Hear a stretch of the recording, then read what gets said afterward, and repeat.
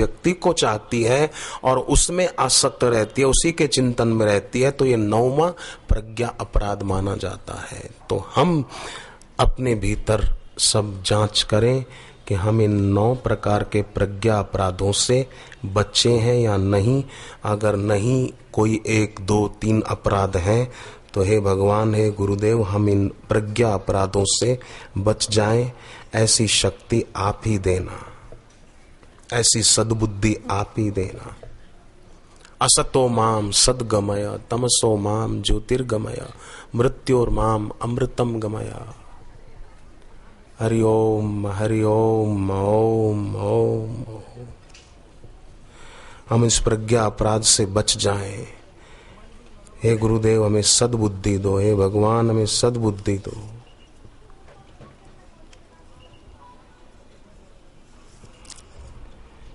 सच्चे हृदय से प्रार्थना जब भक्त सच्चा गाए है, तो भक्त वत्सल के कान में वो पहुंच झट ही जाए। पैसा कमाना अच्छा है, पर ये धन भी कमाना चाहिए। ऋग्वेद के प्रथम मंडल में लिखा है, धन कमाओ पर प्रकाश स्वरूप ईश्वर को साथ रखकर धन कमाओ,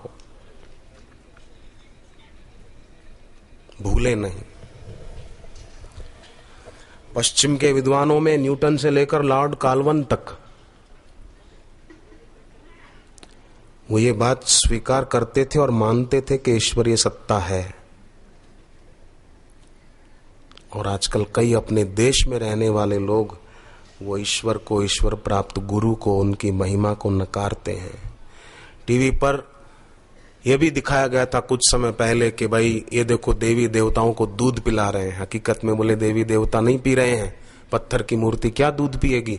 देखो ये दूध सारा ढुल रहा है नीचे की ओर और लोगों को हो रहा है कि दूध देवी देवता पी रहे हैं। अरे बेवकूफ, 1000 आदमी मंदिर में खड़े हों दूध पिलाने के लिए। बीच में कुछ साल पहले देवी देवताओं ने दूध पिया था, तो 1000 आदमी समझो मंदिर में खड़े हो लाइन में, तो धक्का धक्की में आगे जो पिला रहा है उसके हाथ से कुछ तो ढुल जाएगा। कुछ डुला और इतने सारे लोगों के हाथ से दूध थोड़ा थोड़ा डुला, तो नीचे तो डुला हुआ थोड़ा बहुत तो दिखेगा ही। अब बोले दूध तो नीचे डुल रहा है, लोगों को ऐसा लग रहा है कि देवता पी रहे हैं। ये प्रज्ञा अपराध है। कुछ साल पहले ये घटना घटी थी और इस घटना को भी टीवी चैनल वालों ने नेगेटिव करके दिखाया था कि ये सब भावना है, ढोंग है, ऐसा कुछ नहीं है, देवी देवता दूध नहीं पीते हैं।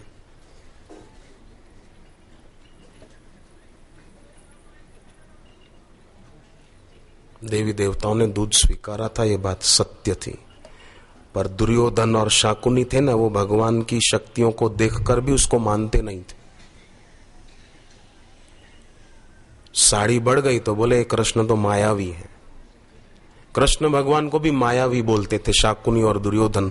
तो आज कोई निंदा करने वाले, कोई चैनल वाले बोले कि ये तांत्रिक हैं, काला जादू करते हैं, तो समझ लेना दुर्योधन और शाकुनी के ही बेटे के बेटे अभी भी जिंदा हैं, जो इनके रूप में उन्होंने एक श्री कृष्ण पर आरोप लगाया था, ये बापू पर आरोप लगा रहे हैं। दुर्योधन के ही परंपरा के हैं, शाकुनी के ही वंशज, उनके बच्चे के बच्चे बच्चे के बच्चे बच्चे के बच्चे। कौन सी पीढ़ी है ये फिर उनसे ही पूछना पड़ेगा।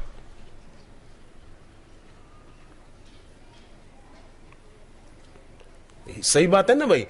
इनके बाप दादों ने श्री कृष्ण पर आरोप लगाया था, तब श्री कृष्ण तो अभी हमारे बापू हैं, तो ये अभी इन पर आरोप लगा रहे हैं।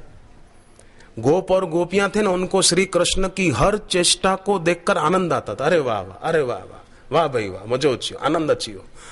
पर दुर्योधन और शाकुनी श्री कृष्ण की हर चेष्टा में दोष दर्शन करते थे। जैसे चैनल वाले हर बापू की चेष्टा में दोष दर्शन करते हैं ना, तो बात सिद्ध हो गई कि नहीं महाराज? साधु संत भी सहमत है मेरी बात से और सत्संगी भी सहमत है, क्योंकि बात सही है। पहले श्री कृष्ण थे तो अब पूज्य बापू हैं, तो पहले से दुर्योधन शाकुनी थे, अभी ये है।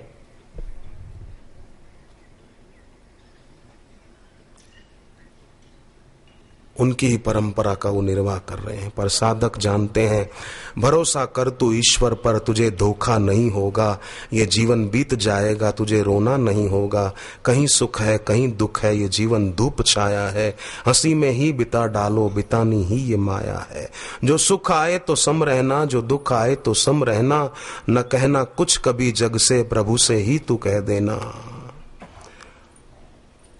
जीवन में दुख आए तो लोगों को अपना दुख सुनाने से क्या होगा? कौन दुख दूर करेगा हमारा?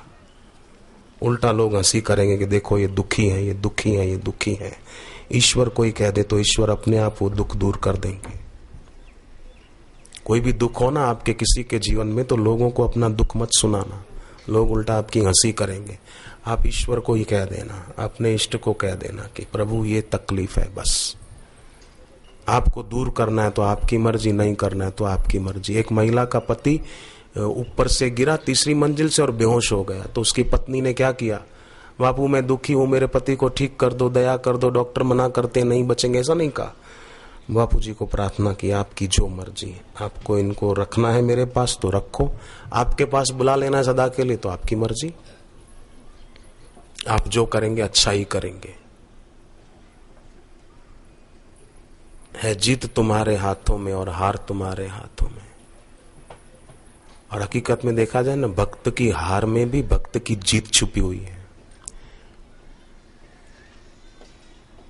खैर उसने प्रार्थना की तो बापूजी ने प्रेरणा दी। उसने डॉक्टरों को कहा कि ऐसा ऐसा मेरे गुरुदेव ने कहा है। डॉक्टरों ने थोड़ी बहुत चिकित्सा की और वो आदमी ठीक हो गया।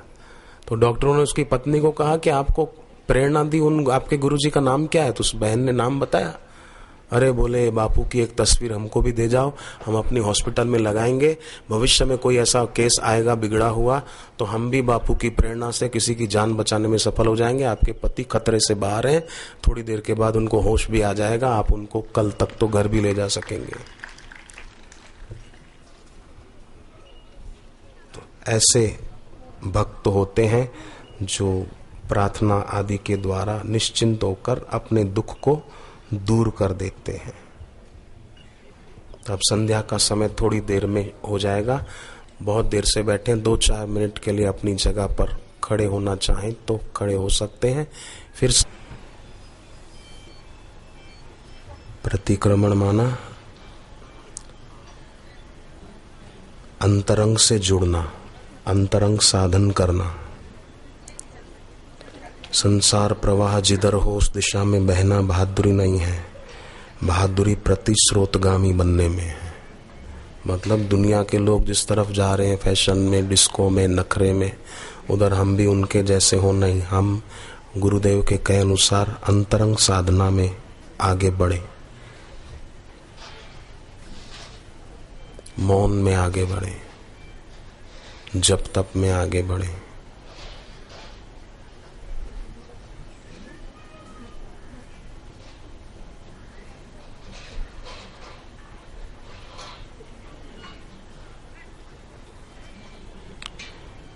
एक आदमी ने मुझे बताया कुछ दिन पहले कि मेरी माँ और पत्नी मतलब सास और बहू में बनती नहीं थी।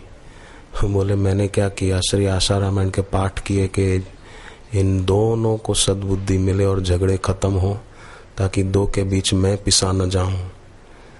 2 पाटन के बीच में साबित बचा न कोई, मेरी दशा खराब न हो। तो संकल्प करके पाठ किए, दोनों में बनने लग गई और वो राजी हो गए। मेरा काम हो गया। नहीं तो कभी वो नाराज कभी वो नाराज और मैं परेशान हूँ बेकार में। मैं भजन में लग गया। श्री आशा रामायण के पाठ संकल्प करके किए तो दोनों में बनने लग गई और मेरे को भजन के लिए टाइम ज्यादा मिलने लग गया।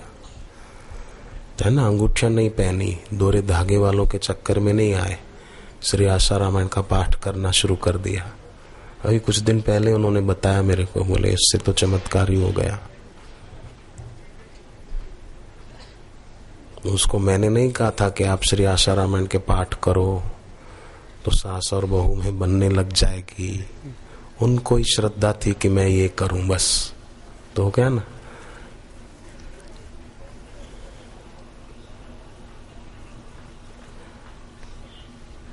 60 तोला सोना चोरी हो गया था दिल्ली में एक परिवार का, 60 तोला। तो उन्होंने क्या किया, दुखी नहीं हुए, रोए धोए नहीं, आए श्री आशा रामायण के पाठ किए।